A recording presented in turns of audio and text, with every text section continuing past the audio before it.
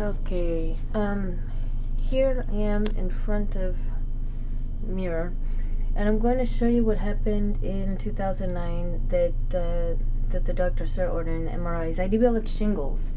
I did not know what shingles were. As you can see in this tattoo, you can see, let's find her, right about there by her fins. All of the pigment is removed from the mermaid toward the bottom of the fins,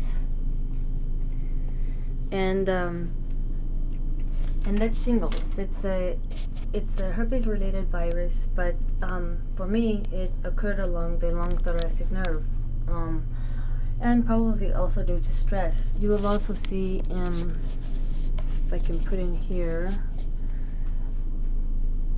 I started to develop in the hospital, see if you can see it, these bed sores.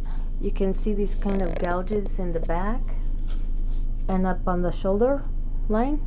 Yeah, I don't know if you can see it. I did a much, oh yeah, you can see that one right there.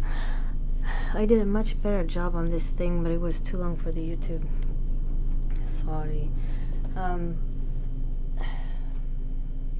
I'm stuck holding this camera again. There in 2006, my physician, my GP, sorry, he ordered an MRI of my right shoulder, and therein appeared a cyst. And the cyst, I guess, is growing. We don't know quite yet what is the problem with the shoulder, but it is a chronic source of pain. Also, you might see that this, I wore this dress kind of for this reason. You can see that the right shoulder is winged, the scapula is winged. It takes a long time when you're stuck with a winged scapula, and that's not the a reason to miss work or anything, but it does take a long time to get used to a bone protruding, especially when you're used to trying to regain your posture or attain a good posture or retain it again. So these bed sores, we don't really know where they're from. It's just one thing after another, and it looks like we need a shoulder surgery to really mitigate the pain and get to a lower level of opioid than I'm prescribed now. The truth about me and my pain medication is that I undertake it, and I undertake it because even though I know that I'm in a lot of pain, I will rather pretend at least that I'm in denial about the level of pain. My doctor is an excellent doctor. I don't even know if he would want to be associated with me at this point, but he's been my doctor for a long time, and he wouldn't risk his license on. He's a go-to guy for addicts in Santa Cruz County, so he understands, and I'm honest with him, except for the nervous breakdown. I was not. So one of the reasons he prescribes higher dosages for me is I did end up in November of 2009 in a pain crisis in the emergency room. I really believed, and that's another thing about being disabled, I really believed that people in pain crises were like my stepfather. He is now passed away, and I miss him. Had he lived healthy, my life would probably be a little bit different now. Anyway, sorry. I know you're not interested in my grief and plight. He had cancer, so he was in the hospital for pain crises, as far as I know, at least one time.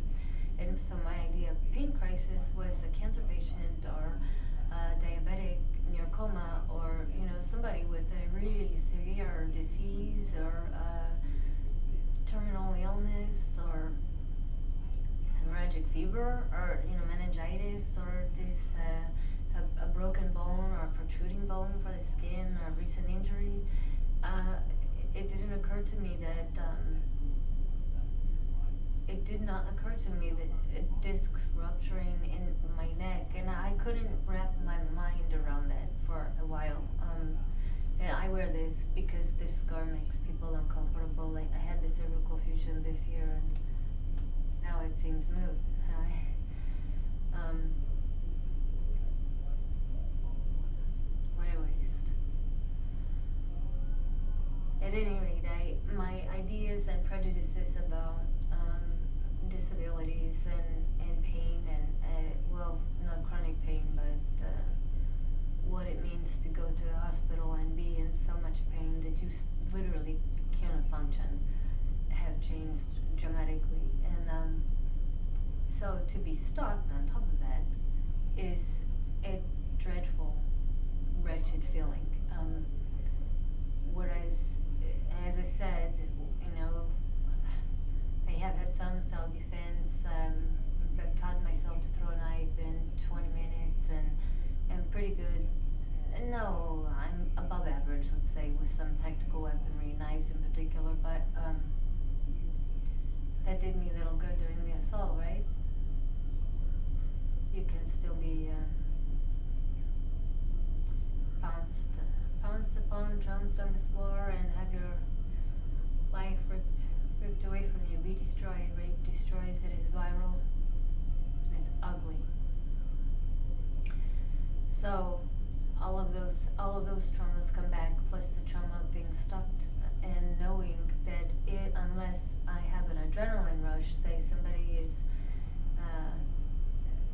now no one yells at my dog, no one says, oh, that little rat trash, I'm gonna run him over or something like that. It's pretty difficult to get away with that when he's in a walker, and I had a neck brace on for a while, but especially him being in a walker. But as I say, to be stalked and disabled, and I'll share one story with you that the second PI with whom I worked shared with me.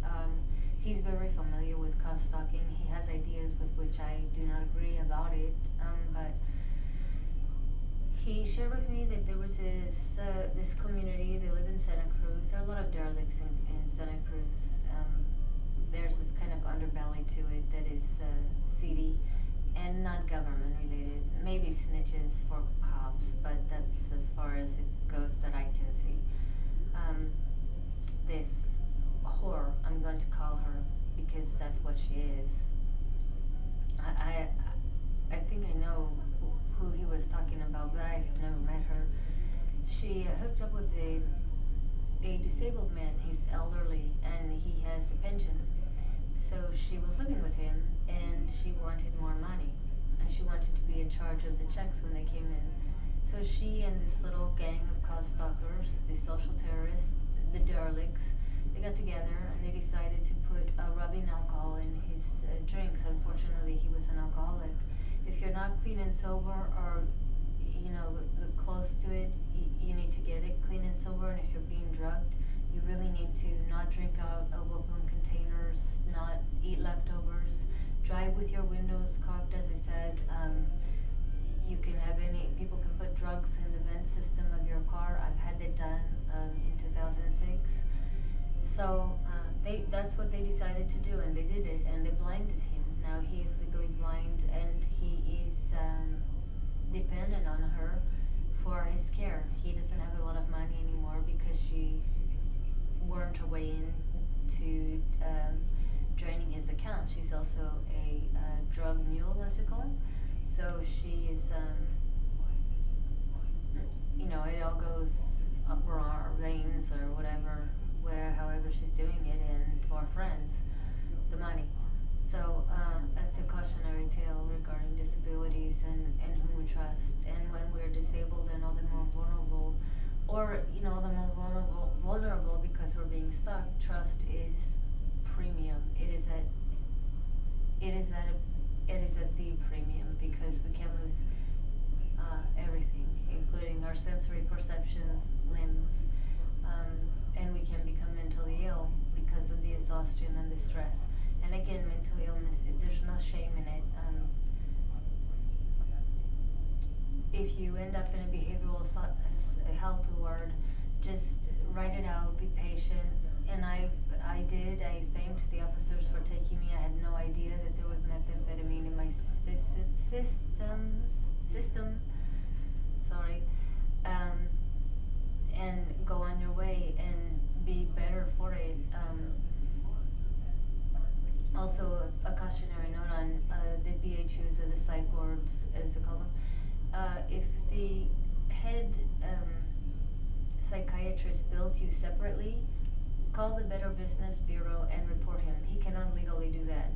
There's a man, Cecil Bradley. He works with San Jose psych ward and that focuses on trauma, supposedly. And he's been billing me for years and years. He can't legally do that. If he could legally do that, he would have already tackled my credit by now. There are a lot of complaints about this Cecil Bradley. I won't call him a doctor because he does not deserve that title insofar as I'm concerned. I don't care how many PhDs he has. So that's what I have to say about advice for the disability and watching out for yourself and taking care of yourself. Unfortunately, I eat a lot of crap, chocolate, fatty foods. I do that so I keep weight on because when we lose weight, what happens? Obviously, the slander starts again about why we're so thin. So I am hoping that this is not taking so many minutes. Thanks again for listening.